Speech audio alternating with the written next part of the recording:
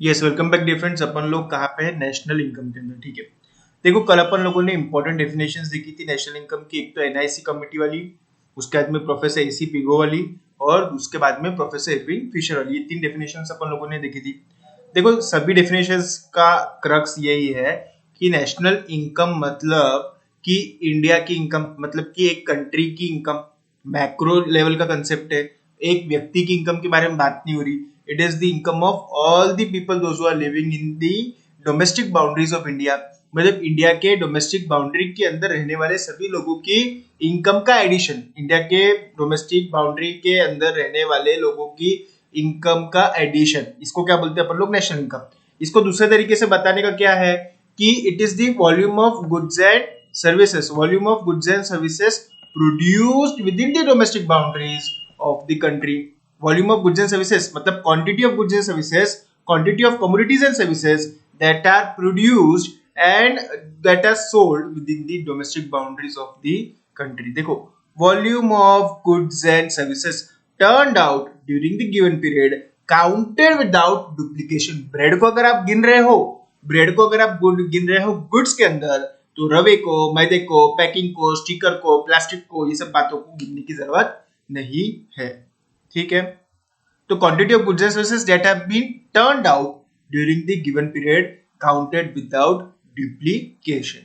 उस ठीक है, तो अल्टीमेटली क्या हो रहा कि गुड्स एंड सर्विसेज कितने आप लोगों ने बनाए और कितने वो फ्लो कंसेप्ट के अंदर गिने जाते हैं, ये सब बातों को अपन लोगों को इसके अंदर इंक्लूड करने का है। ठीक है, फिर अपन लोगों ने कल क्या देखा था? फीचर्स ऑफ नेशनल इनकम देखा था। ओके ठीक है, अब अपन लोग देखेंगे आगे।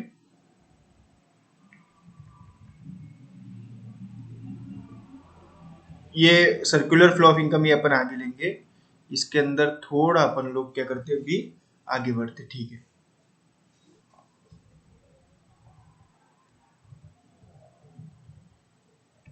Methods of measurement of national income, ये अपना सेकेंड वाला टॉपिक है। ठीक है, तीन तरीके से नेशनल इनकम को मेजर यानी गिनना, मेजरमेंट ऑफ नेशनल इनकम होता है।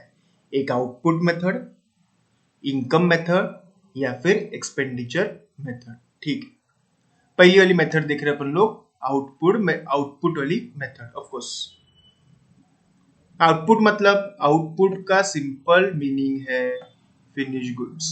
ठीक है, finish goods. This method of measuring the national income is also known as the product method और the inventory method. Okay, this method approaches the national income from the output side. ठीक है, according to this method the output is divided into different sources such as agriculture, mining, manufacturing, small enterprises, commerce, transport, communication and other services. The output or the product method is followed either by valuing all the final goods and services. मैंने आपको पहले ही बताया कि इसको अपन लोग finish goods वाली method बोलते हैं। क्यों? क्योंकि इसके अंदर अपन लोग फाइनल गुड्स एंड सर्विसेज को लेते हैं। जैसे फाइनल गुड्स के अंदर क्या आएगा? फाइनल गुड्स के अंदर आएगा आप लोगों का शर्ट आया तो शर्ट को लगने वाला बटन, यान, प्लास्टिक, वो सब बातों को गिनने की जरूरत नहीं है। अगर आप फाइनल गुड्स आप लोग समझ रहे, ब्रेड आपका फाइनल गुड है यहाँ पे ब्रेड, तो आपको रवा, मैदा, आटा, प्लास्टिक, मशीनरी, ये सब बातें, इलेक्ट्रिसिटी वगैरह बहुत सारी चीजें लगती, ट्रांसपोर्टेशन लगता है, सेलिंग लगता है, मैन्युफैक्चरिंग लगता है, बहुत सारी चीजें लगती। तो ये सब बातों को गिनने की जरूरत नहीं, क्योंकि आप लोग ब्रेड को गिन रहे। See if you are counting the bread, तो ब्रेड के अंदर रवा, मैदा, प्लास्टिक, वो सब जो चीजें उसको लगती है ब्रेड का पैकेट एक बनाने के लिए, वो सब उसमें ऑलरेडी इंक्लूड की जा चुकी है। और ब्रेड की जो प्राइस है, जैसे ब्रेड की प्राइस है 25 रुपीज पर पैकेट, क्या है 25 रुपीज पर पैकेट में एडवर्टाइजमेंट का भी खर्चा आ गया, मार्केटिंग का भी आ गया, रवे का भी आ गया, मैदे का भी आ गया, ईस्ट का भी आ गया, सब कुछ आ गया कि ठंडा रखने का, गर्म रखने का, ये सब चीजें आ गई। क्या हाँ, शर्ट के अंदर क्या हो, शर्ट के बटन का, कलर का, यान का, कपड़े का, कॉटन का, धागे का, शोरूम का, मैन्युफैक्चरिंग का, प्रोडक्शन का, सेलिंग का, एडवर्टाइजमेंट का, मार्केटिंग का, सब खर्चा आ गया। जी हाँ, एक शर्ट अगर 1500 का बिक रहा है तो उसके अंदर सारी बातें इंक्लूडेड हो चुकी है। तो आउटपुट मेथड के अंदर क्या करता है, सारे फिनिश गुड्स को काउंट करता है। The output method, the product method is followed either by valuing all the final goods and services produced during the year at their market price or by adding up all the values of each highest stage of production until these products are turned into final product. मतलब क्या कि आप लोग क्या कर सकते हैं, इसके अंदर हर जो फाइनल प्रोडक्ट है, फाइनल प्रोडक्ट मतलब जिसको कंज्यूम किया जा सकता है, और अभी मैदे को मत गिनो, फाइनल प्रोडक्ट को गिनते चलो, या फिर ऐसे प्रोडक्ट्स जो लगभग फाइनल हो चुके हैं eight highest stages of production है। जैसे मैं बताता आपको, कार के अंदर कैसा है, मेटल के वो चीजें लगती है, मेटल के वो बेयरिंग रखता है, सब चीज रखता है। अब मेटल का बेयरिंग आप लोगों के पास में तैयार है, लेकिन कार तैयार नहीं है, फिर मेटल के बेयरिंग आप लोगों ने करना चाहिए, काउंट करना चाहिए। मतलब हाईएस्ट स्टेजेस ऑफ प्रोडक्शन के अंदर जो भी गुड्स पड़े हुए हैं, हाईएस्ट स्टेजेस ऑफ प्रोडक्शन के अंदर जो भी गुड्स पड़े हुए हैं वो आप लोगों ने लेना चाहिए। When using this method of utmost care, क्या लेना चाहिए कि डुप्लीकेशन करना नहीं है। कार लिया तो मेटल बेरिंग को अलग से लेना नहीं है, मेटल बेरिंग अगर लिया तो उसको कार में डबल से काउंट करना नहीं है। डबल काउंटिंग होना नहीं मांगता, समझ में आ रहा है क्या? डबल काउंटिंग होना नहीं चाहिए। तो मेरा आउटपुट मेथड क्या बोलता कि सारे फाइनल गुड्स एंड सर्विसेज को आप लोगों ने काउंट कर लेना चाहिए, सारे फाइनल गुड्स एंड सर्विसेज को प्लस कर लीजिए। Of course that are produced within the domestic boundaries of India within the time frame of 1 year. एक साल के अंदर प्रोड्यूस होने वाले फाइनल गुड्स एंड सर्विसेज को काउंट करने का है, बस। समझ में आ रहा है क्या आप लोगों को? तो आउटपुट मेथड के अंदर क्या है, एक साल के अंदर इंडिया में प्रोड्यूस होने वाले फाइनल गुड्स एंड सर्विसेज को आप लोगों को काउंट करना है। ये तो हो गया कौन सी, आउटपुट मेथड। आउटपुट मेथड बोल दिया फाइनल गुड्स एंड सर्विसेज, लेकिन एक्चुअली कैसे करने का है उसके लिए अपने पास में और अभी 2 मेथड है। एक तो फाइनल गुड अप्रोच और दूसरा तो वैल्यू एडेड अप्रोच। ठीक है, बहुत इजी है। Final goods are those goods that are ready for final consumption, जिसको वापरने के लिए, खाने के लिए तैयार है। रवा खाने के लिए थोड़ी तैयार है, ब्रेड खाने के लिए तैयार है, मैदा खाने के लिए थोड़ी तैयार है, बिस्किट खाने के लिए तैयार है, बटन वैसे थोड़ी तैयार है, शर्ट में लगने के बाद में वो तैयार है। ठीक है। According to this approach, value of all final goods and services produced in the primary, secondary and tertiary sector are included and the value of all intermediate goods and services are ignored।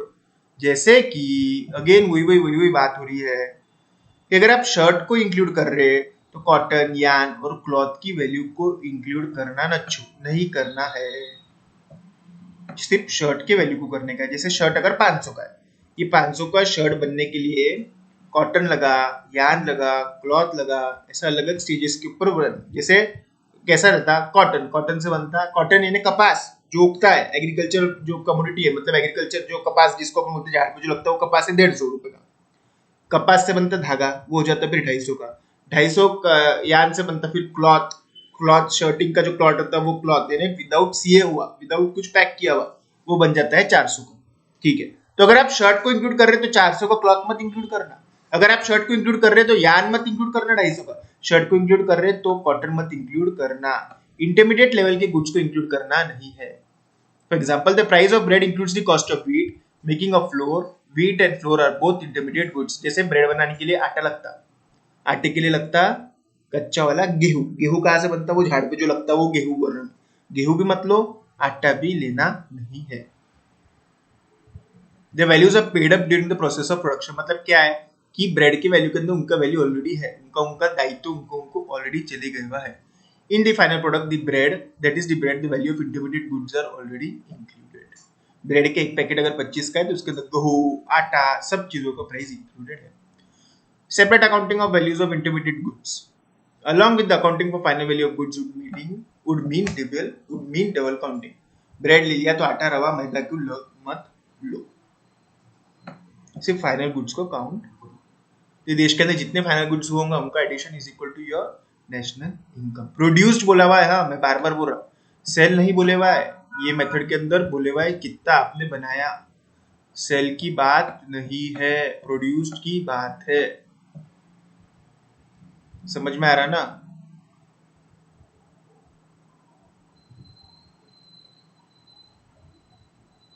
Value added approach, अब इसके अंदर क्या करेंगे, देखो कि यहाँ पे जब अपन नेशनल इनकम को करने वाले हैं तो अपन देखेंगे हर स्टेज के ऊपर कितनी वैल्यू ऐड हो रही है।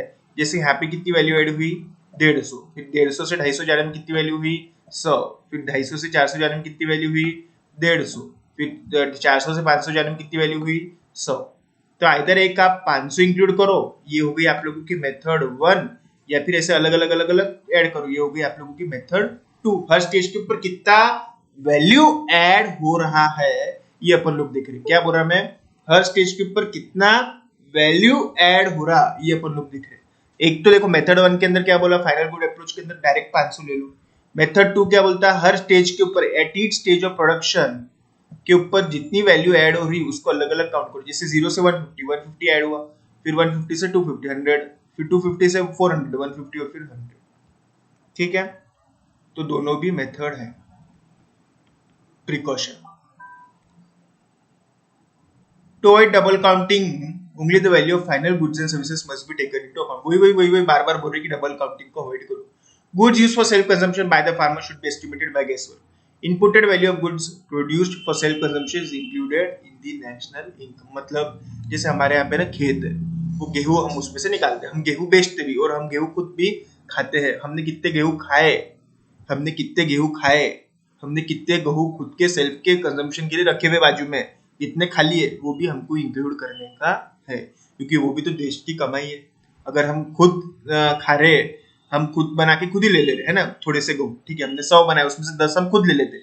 अगर हम खुद नहीं बनाते तो हम बाहर से लेते थे ना। Indirect taxes included in the market price are to be deducted. Subsidies given by the government to the certain product should be added for accurate estimation of national income। मतलब क्या है कि जैसे शर्ट के अंदर 250 रुपए का शर्ट था, उसके अंदर 25 रुपए की जीएसटी मिला के 275 का हो गया मार्केट प्राइस उसकी, लेकिन आपको उसको 250 का ही कंसिडर करना है, क्योंकि इनडायरेक्ट टैक्सेस से कोई भी वहां पे वैल्यू एडिशन नहीं हो रहा है, तो वो डिडक्ट करना है। जैसे वो 250 का शर्ट है, उसके अंदर गवर्नमेंट की सब्सिडी आ रही 25 की, तो हम उसको 225 का ही बेच रहे हैं, लेकिन उसकी वैल्यू कितनी है 250, तो आपने क्या करने का है 250 ही कंसिडर करना है। समझ में आ रहा? डबल से एक बार मैंने क्या बोला अभी, जैसे एग्जांपल दे रहा मैं आप लोगों को, कलर बदल के देखते, देखो हाँ 250 रुपीज का एक शर्ट आ रहा, कितने का शर्ट आ रहा 250 का, उसमें 25 रुपीज की सब्सिडी गवर्नमेंट दे रही, मतलब गवर्नमेंट बोल रही कि नहीं 25 रुपए हम देंगे आपको, और आप ये जो शर्ट है वो कॉमन पब्लिक को 225 में ही बेचो। मेरे को एक बात बताओ, लेकिन टोटल वो शर्ट का वैल्यू उससे कम हो जाएगा कि 225 में भले ही मिल रहा होगा, तो नहीं, शर्ट का वैल्यू 250 ही, तो आपको उसको 250 ही कंसिडर करना है, 225 नहीं, मतलब सब्सिडी आपको मिला के ही लेना है। ठीक है, क्योंकि सब्सिडी देने की वजह से क्या उसकी वैल्यू कम हो रही क्या, नहीं। जैसे गेहूं सरकार देती 1 रुपीज केजी में राशन की दुकान पे, लेकिन सरकार को आते वो 7 में, सरकार 6 रुपीज की सब्सिडी देती। क्या करती सरकार 6 रुपीज की सब्सिडी देती, ठीक है, और गेहूं सरकार राशन की दुकान पे 1 रुपए देती, 1 रुपए में देती, तो क्या गेहूं का वैल्यू 1 रुपए हो गया कि नहीं, गेहूं का वैल्यू 7 रुपए ही रहेगा। तो इनडायरेक्ट टैक्सेस को माइनस करना है और सब्सिडीज को ऐड करना है।